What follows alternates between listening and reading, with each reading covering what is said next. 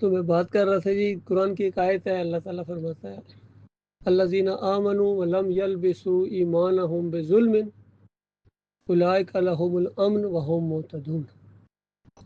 کہ جو لوگ ایمان لائیں اور اپنے ایمان کے اندر ظلم کی ملاوٹ نہ کریں ان کے لیے امن ہے اور وہ ہدایت یافتہ ہے۔ غور کریں کتنی سادہ سی یہ بات ہے، لیکن جہاں جہاں پہنچی صحابہ کرام تک یہ جب بات پہنچی کہ یہ آیت نازل ہوئی ہے تو وہ بڑے پریشان ہو گئے، اور اس قدر پریشان ہوئے اور نبی علیہ السلام کے پاس آئے اور کہتے ہیں یا رسول اللہ یہ بڑا مسئلہ بن گیا ہمارے لیے۔ کیا ہے جی؟ کہتے ہیں پہلے تو یعنی جو اللہ تعالیٰ کے احکامات آتے تھے جیسے ہم مانتے جاتے تھے، لیکن اب ایک ایسا حکم آیا ہے، ایک ایسی بات آئی ہے کہ ایسا لگتا ہے کہ اس کے اوپر عمل کس طرح ہوگا، یعنی اس انداز سے انہوں نے اپنی پریشانی کا اظہار کیا۔ تو نبی علیہ السلام نے پوچھا کیا ہوا ہے، کون سی آیت، کون سا حکم؟ تو انہوں نے یہی آیت پڑھی کہ اللہ تعالیٰ تو یہ کہہ رہا ہے کہ جو ایمان لائے اور اپنے ایمان کے اندر ظلم کی ملاوٹ نہ کرے وہ ہدایت یافتہ ہے اور وہ امن میں ہوگا۔ تو یا رسول اللہ بتائیں کون ہے ہم میں سے جس سے تھوڑا بہت ظلم نہ ہو جاتا ہو؟ کبھی غلام کو زیادہ ڈانٹ دیا، کبھی اور کسی کے ساتھ ذرا تھوڑی بہت زیادتی ہو گئی،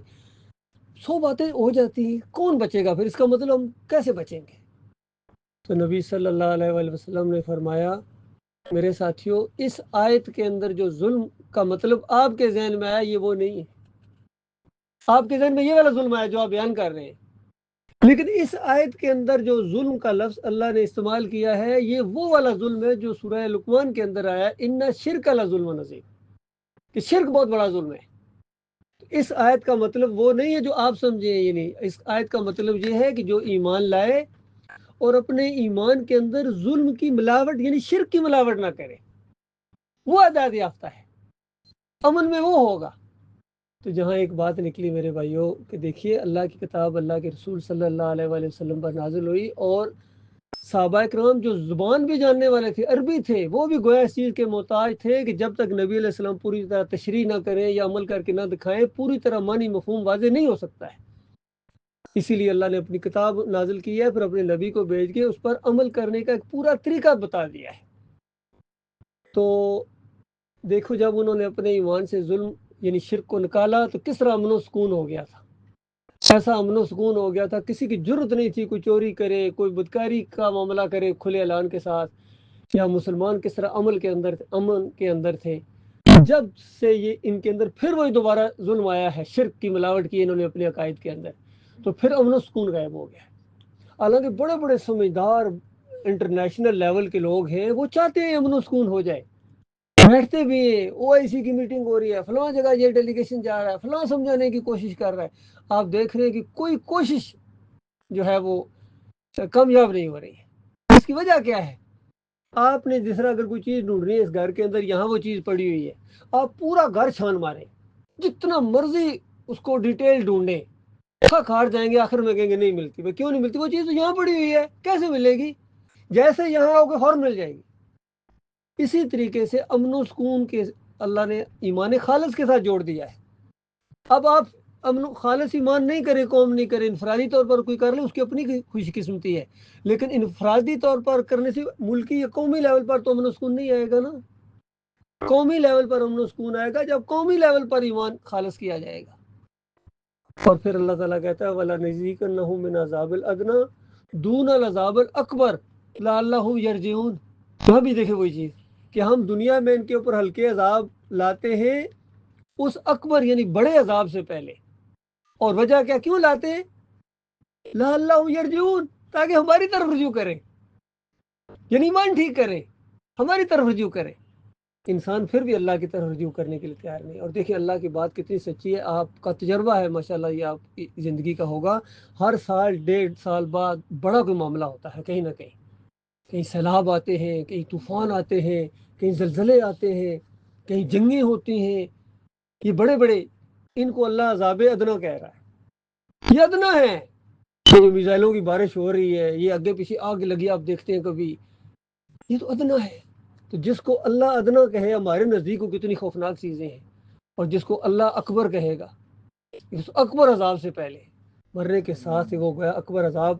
کا ایک دروازہ کھل جاتا ہے، اور پھر قیامت کے دن اصل صحیح معنوں میں اس کے بعد جو جہنم کا معاملہ ہے وہ اکبر عذاب ہے میرے پیارے بھائیوں۔ اس سے بچنے کا آج طریقہ ہے، اور آج دنیا میں آپ موجود ہیں، میں بھی موجود ہوں۔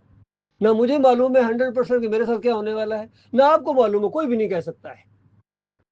اصل بات کیا ہے، جو اللہ کی رہنمائی آئی ہے اس کی طرف ہم سارے دیکھیں کہ اگر تو ہم اس کے مطابق ہیں، اللہ کا شکر ادا کریں، اور اگر کہیں نہ کہیں کوئی پرابلم ہے تو ہمیں فوراً اصلاح کر لینی چاہیے، کیونکہ ایک دفعہ ہم اس دنیا میں چلے گئے پھر نہیں واپس آ سکیں گے، پھر سب کچھ سمجھ آ جائے گا، بغیر کسی کے سمجھائے تفسیریں سمجھ آ جائیں گی سب، کیونکہ دیکھ رہے ہوں گے اس وقت کیا معاملہ ہے۔ مرنے کے ساتھ فرعون کو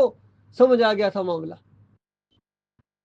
ابو جہل اور دوسرے بڑے بڑے جتنے کافر جو جنگ بدر میں مارے گئے تھے اور گندے کنویں میں پھینکے گئے تھے، اور پھر نبی علیہ السلام نے دوسرے تیسرے دن جا کے اس طرح خطاب کیا، نام لے کے، اے فلاں بن فلاں، اے فلاں بن فلاں، بڑے بڑے سرداروں کے نام لیے، اور کہا کہ جو میرے ساتھ اللہ نے وعدہ کیا تھا، یعنی تجھے فتح دوں گا، یہ کروں گا، وہ تو اللہ نے پورا کر دیا، اور جو تمہارے ساتھ وعدے ہوئے تھے بتاؤ پورے ہوئے یا نہیں ہوئے، اس طرح خطاب کیا نبی، بخاری کی روایت ہے۔ تو کیا کافروں کے ساتھ کیا وعدے تھے کہ تمہارے لیے آگ ہوگی، تمہاری روح یا فرشتے قبض کریں گے تو یہ ہوگا وہ ہوگا، یہ جتنی چیزیں کو وعدے پورے ہوئے یا نہیں ہوئے، اس انداز سے نبی علیہ السلام نے پوچھا۔ عمر بن خطاب جو پاس بیٹھے ہوئے تھے انہوں نے کہا، اے اللہ کے رسول، ایسے جسموں سے کیوں کلام کیا جاتا ہے جن کے اندر روحیں نہیں ہیں؟ روح ہی نہیں ہے تو بات، کیونکہ پہلے زندگی کا یہ پورا وہ 13 سال مکہ میں یہ تھی کہ مردے نہیں سنتے نہیں سنتے نہیں سنتے، یہ تو مردوں کو پکارتے ہیں مشرکین مکہ، مردے تو نہیں سنتے ہیں، تو یہ کس طرح نبی علیہ السلام خطاب کر رہے خود ہی؟ تو نبی علیہ السلام نے کہا، الان عمر، اس وقت تم ان سے زیادہ سننے والے نہیں ہو، اس وقت۔ اور ام المومنین نے اس کی تشریح کی کہ اس کا مطلب یہ ہے کہ وہ سب کچھ بھگت رہے ہیں جو تم ابھی غیب پر ایمان لائے ہوئے ہو، اس کا مطلب وہ تم سے زیادہ جاننے والے ہیں کہ جہنم کتنی خوفناک ہے، وہ تم سے زیادہ جاننے والے ہیں موت کیا چیز ہوتی ہے،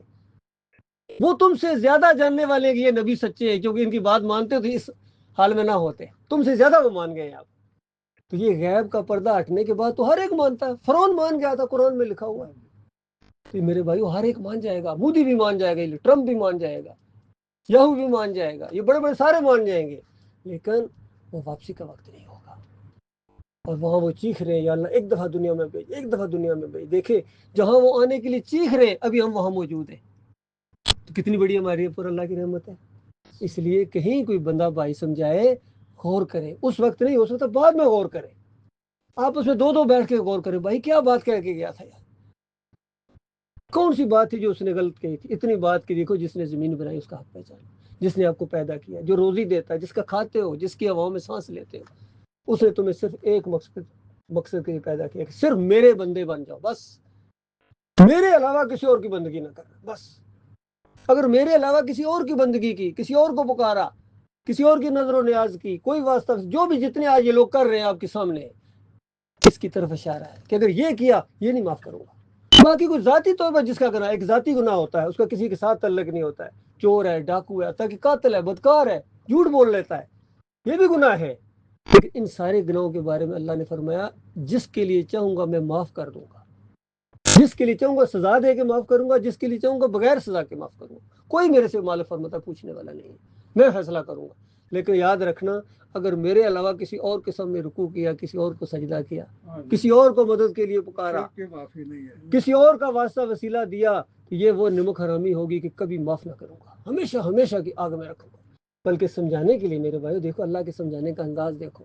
سورہ الانعام کے اندر 28 نبیوں کا ذکر کیا اللہ تعالیٰ، 18 نبیوں کا ذکر کیا، ان کی تعریفیں کی پہلے خود اللہ نے، بڑے نیک تھے، بڑے بہادر تھے، بڑے حوصلے والے تھے، تعریفیں کی اللہ تعالیٰ نے، خود تعریفیں کی، اور پھر آخر میں فرمایا وَلَوْ أَشْرَكُوا لَحَبِطَ عَنْهُمْ مَا كَانُوا يَعْمَلُونَ، اگر یہ بھی شرک کرتے تو میں ان کا کیا کرایا برباد کر دیتا۔ بتائیے سمجھانے کے لیے۔ اور سورہ زمر میں تو اس سے اگلی بات بیان کی، آخری رکوع میں پڑھ کے دیکھ لو، سورہ زمر کے آخری رکوع کی یہ باتیں اللہ تعالیٰ نے نبی علیہ السلام کو مخاطب کیا اور کہا کہ اے آخری نبی ہم آپ کو یہ بات بتا رہے ہیں، اور پہلے کو بھی یہی بتائی تھی، دوسرے کو بھی، یعنی سارے نبیوں کا وہاں ذکر ہے، یہاں سورہ الانعام میں 18 کا ذکر ہے، سورہ زمر میں سارے نبیوں کا ذکر کیا اللہ تعالیٰ نے کہ سارے نبیوں کو میں نے براہ راست یہ بات بتائی ہے، اور بات کیا ہے، لَإِنْ أَشْرَكْتَ، اگر تو نے بھی شرک کیا، لا یا بتنا عمل ہوگا، تیرا عمل ختم ہو جائے گا۔ ہر نبی کو براہ راست اللہ نے کہا، اے ابراہیم اگر تو نے بھی شرک کیا تیرا عمل ختم ہے، اے نوح اگر تو نے بھی شرک کیا تیرا نوح۔ اور ہر نبی کا آپ اپنے ذہن میں ایک تصور کر لیجیے، اور آخری نبی کو براہ راست اللہ تعالیٰ کہہ رہا ہے۔ میرے پیارے بھائیوں غور کرو، انبیاء تو آتے ہی شرک کے خلاف ہے، وہ خود کیسے کریں گے؟ یہ بات والوں کے لیے سمجھانے کے لیے اللہ تعالیٰ نے قیامت تک آنے والے سمجھانے کے لیے کہ کسی بڑی پگڑی سے مروب نہ ہونا۔ بڑی جناب چودھری صاحب ہیں، بڑے عالم دین ہیں جی، بڑے یہ ہیں، بڑی تفسیریں انہوں نے بڑی لکھی ہیں جی، مدرسے چلا رہے تھے، بڑا کچھ کیا تھا۔ یہ شرک ایسی چیز ہے،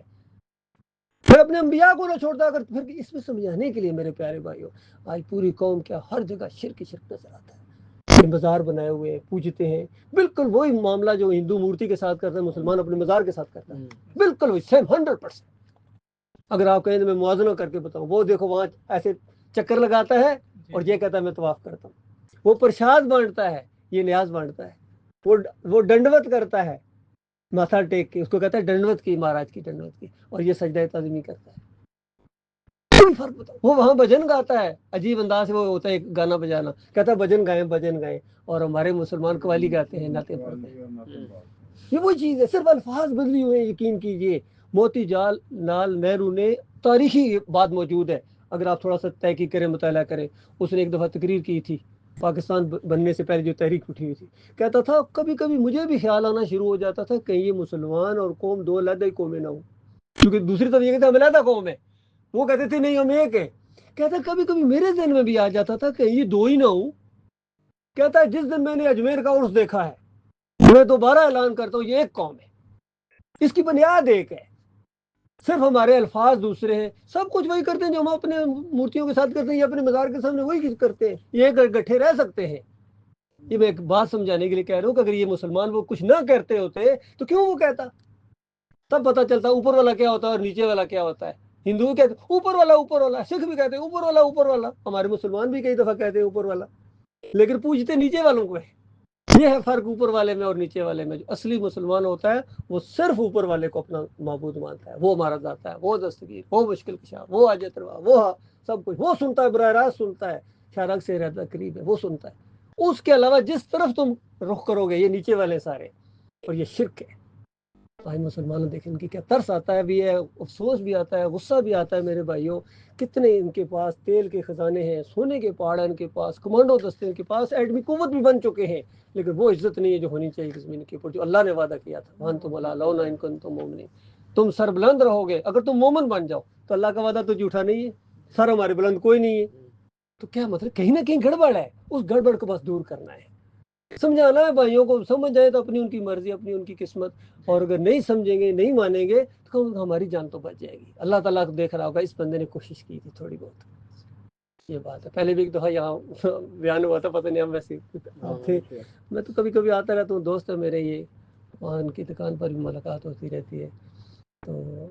یہ بات اصل بات ہے میرے پیارے بھائی، کوئی نہ ووٹ کا سوال ہے، نہ نوٹ کا کوئی سوال ہے، کوئی چندہ یا فلان جگہ وہ چلا لگائیں گے، نہ یہ باتیں نہیں ہیں۔ یہاں بیٹھ کے کسی جگہ بیٹھ کے اپنے گھر میں بیٹھ کے اپنے اللہ کو راضی کر